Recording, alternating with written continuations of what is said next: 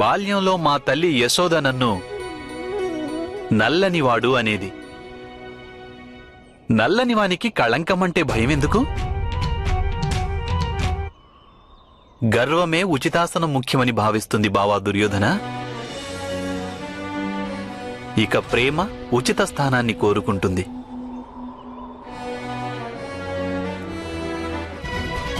దానం చేసే అవకాశం ఉత్పన్నమైతే అన్నింటికంటే ముందు ఆ అవకాశాన్ని ఉపయోగించుకోవాలి. దానానికంటే ముందుగా చేయవలసిన కార్యం, అటువంటి కార్యము వేరొకటి లేదు ఈ జగతిలో.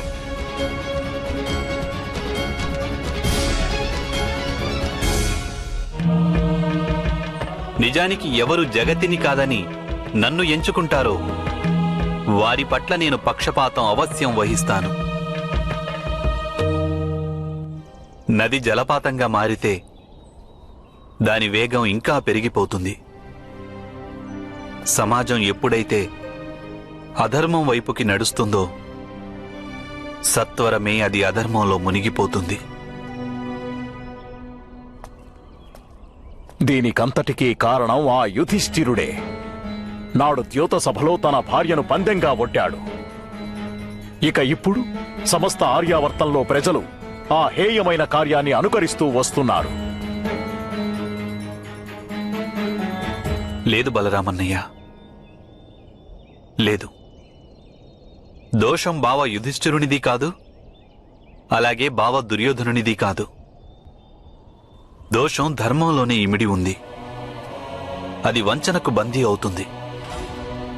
వంచన ముందు తన శిరస్సును వంచుతుంది.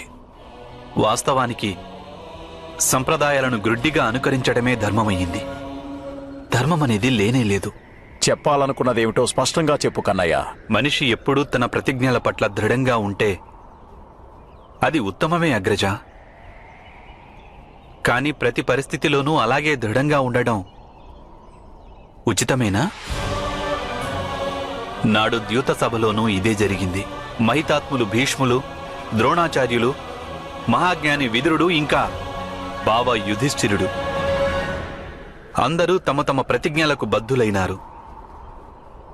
సంప్రదాయాలను గ్రుడ్డిగా అనుకరిస్తూ వచ్చారు.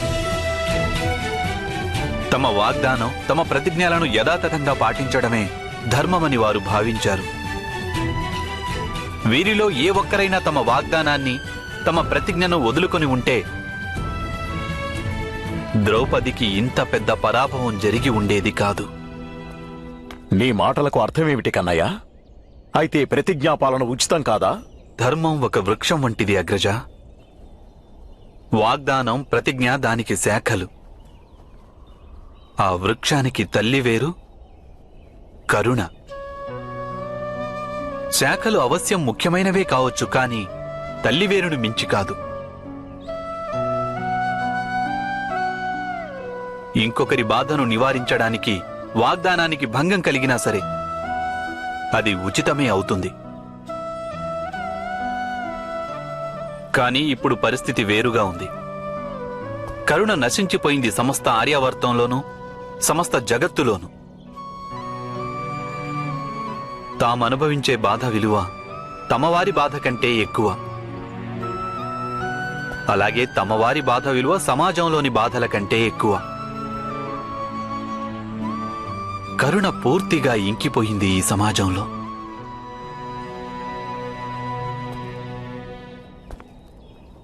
ఎప్పుడైతే సమాజంలో కరుణ నశిస్తుందో అప్పుడు ప్రజలలో ఆత్మీయత నశిస్తుంది అగ్రజ. కేవలం తమ సుఖం కోసమే జీవిస్తుంటారు. ఈరోజు ద్వారక ఏ స్థితిలో ఉన్నదో అదే స్థితిలో సమస్త ఆర్యావర్తమూ ఉంది. తల్లి వేరుకు దూరమైన వృక్ష శాఖలు ఎండి కట్టెలుగా ఎలాగైతే మారతాయో సరిగ్గా ఇదే విధంగా ఈ సమయంలో ధర్మం నిర్జీవం అయిపోయింది. ధర్మానికి ప్రాణప్రతిష్ఠ చేయవలసిన సమయం ఆసన్నమైంది అగ్రజ. సమాజానికి మళ్లీ ఒకమారు ధర్మాన్ని పరిచయం చేయవలసి ఉంది. సుఖము, సంతోషము అనేవి గమ్యాలు కావు శకునిమామ. వాటిని మీరు చేరుకోవడానికి అవి రెండు గమ్యానికి చేర్చే మార్గాలు. సుఖాన్ని కోరే మార్గము సంఘర్షణల వైపుకు దారితీస్తుంది. ఇక సంతోషం కోరే మార్గం శాంతి వైపుకు.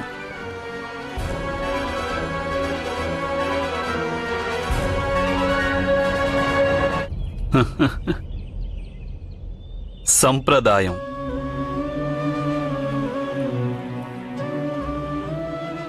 సంప్రదాయం మామిడి పండు వంటిదంటారు మహితాత్మ.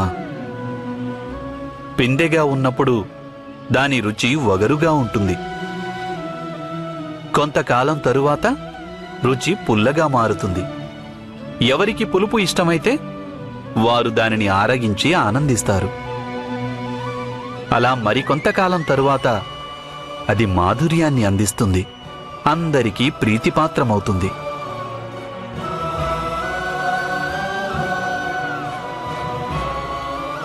కానీ దానికి అంతిమ సమయం వచ్చినప్పుడు అది కుళ్ళిపోతుంది. దాని నుండి దుర్గంధం వస్తుంది మహితాత్మ. దానిని తిన్నవారికి అనారోగ్యం వస్తుంది. ఇక చివరకు మిగిలేది పండులోని ఎండిన టెంకే. అది దేనికి పనికిరాదు. నాకు సంప్రదాయం పట్ల వ్యతిరేకత లేదు మహితాత్మ. కాని సంప్రదాయం ద్వేషానికి కారణమవుతుంటే, సుఖానికి మారుగా దుఃఖాన్ని ఇస్తుంటే, ఇక ఆ సంప్రదాయాన్ని భూమిలో పాతిపెట్టి కొత్త సంప్రదాయానికి నాంది పలుకవలసి ఉంటుంది. ఏ సంప్రదాయం సరైనదవుతుంది, ఇది ఎవరు నిశ్చయిస్తారు? నీవా వాసుదేవా?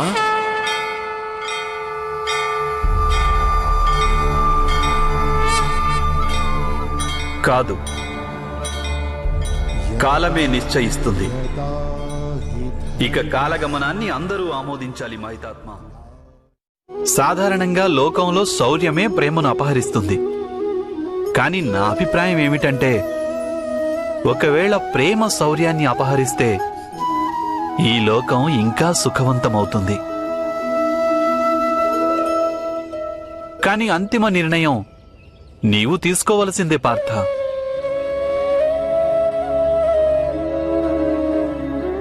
చూడండి, కాళీవారుడు ఇటే వస్తున్నాడు.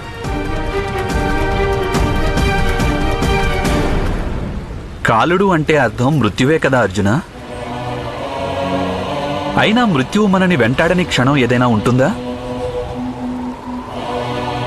దానిని గురించి ఆలోచించడం దేనికి అర్జున?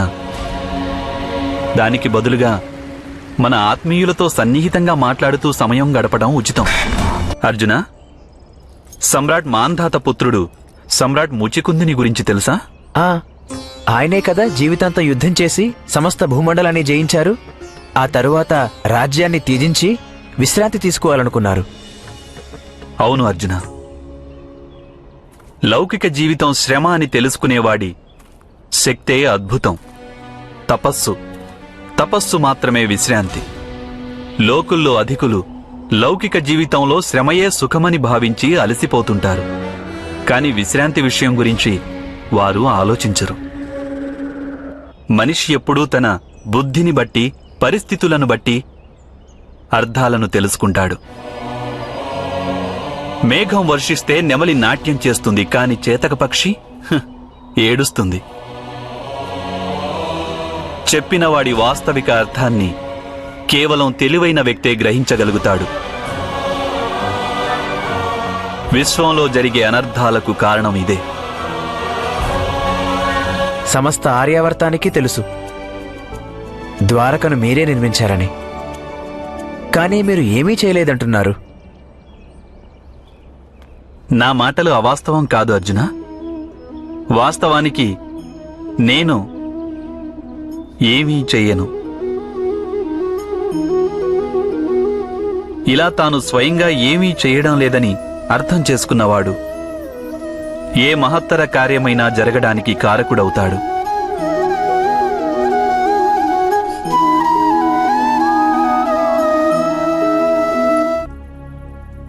సృష్టిలో ఓ నియమం ఉంది అధిరథ. బాలకునికి మిత్రుల కారణంగా, యువకునికి ప్రేయసి కారణంగా, వివాహితుడైన మగవాడికి అత్తవారింటి కారణంగా, అలాగే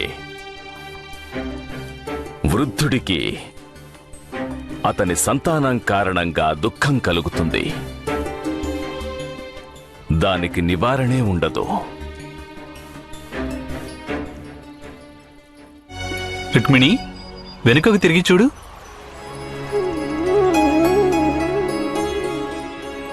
ఏం కనిపిస్తున్నవి నీకు?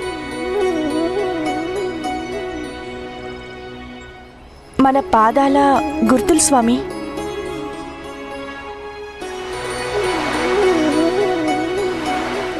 అటు చూడు. ఆ గుర్తులు నీటితో చెరిగిపోయాయి రుక్మిణి.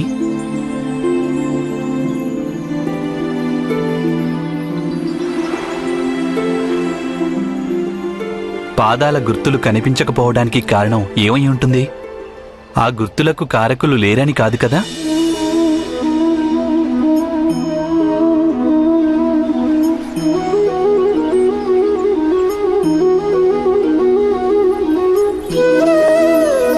అంటే అర్థం పాండవులు జీవించున్నారా? ఏమో మరి. కానీ వారు జీవించి ఉన్నారంటే నేను త్వరలోనే వారిని కలవాల్సి ఉంది. కానీ వారు జీవించి ఉన్నారా లేదా అని అడిగితే సమాధానం ఎవరేమిటి స్వామి?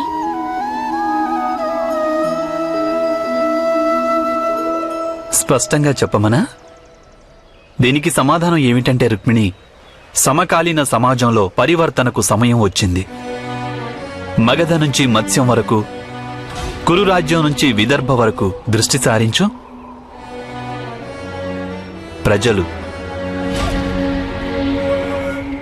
ప్రజలు ఎన్నడూ చేలలో పనిచేస్తుంటారు. గనుల లోపలికి దిగి లోహం, స్వర్ణం ఇత్యాది నిధులను వెలికితీస్తున్నారు. బండలను పగులగొట్టి భవనాలను నిర్మిస్తున్నారు. అంటే సకల సంపదలకు మూల కారణం ప్రజలు. అయితే ఆ ప్రజలకు లభిస్తున్నదేమిటి?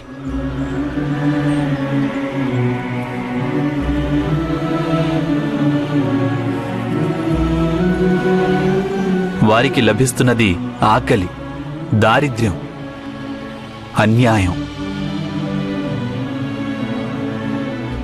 ఇక సంపన్నులవుతున్నది రాజులు, మహారాజులు, సమ్రాట్టులు. నీవెన్నడైనా ఆలోచించి చూసావా? తమ ప్రజల విషయమే ఆలోచించే రాజులు, వారి సుఖం గురించి ఆలోచించే రాజులు, వారి శ్రేయస్సు గురించి ఆలోచించే రాజులు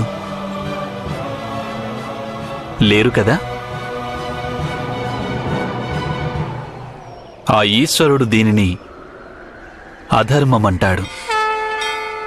ఈ అధర్మం పెరిగినప్పుడు అప్పుడు లోక కళ్యాణం కోసమని ఈశ్వరుడు కొందరు వ్యక్తులను పుట్టిస్తుంటాడు. వారి హృదయంలో ధర్మం వసిస్తుంటుంది. సమాజంలో పరివర్తన రానంత వరకు, సామాన్య ప్రజలకు సుఖం లభించనంత వరకు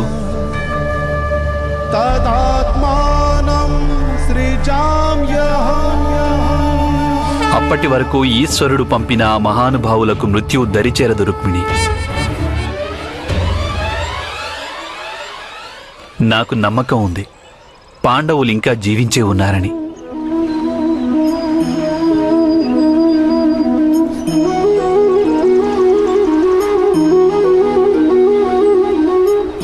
నేను వారిని త్వరలోనే కలుసుకుంటాను, పాంచాల దేశంలో. పాంచాలంలోనే ఎందుకు? పాంచాలంలోనే ఎందుకంటావా? ఎందుకంటే అక్కడ అధర్మం అనే పంకిలంలో ధర్మం అనే కమలం వికసించనుంది.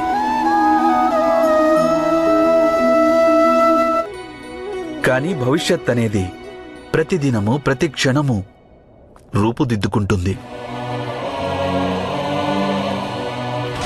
భవిష్యత్ అంటే మరేదో కాదు మహారాజా, మానవుని నేటి నిర్ణయాలు, అలాగే కర్మల పరిణామాలు కూడా. మీరు నేడు తీసుకున్నటువంటి నిర్ణయాలు సంతృప్తికరంగా ఉంటే ఇక తప్పకుండా భవిష్యత్తులోనూ ఖచ్చితంగా సంతోషం పొందుతారు.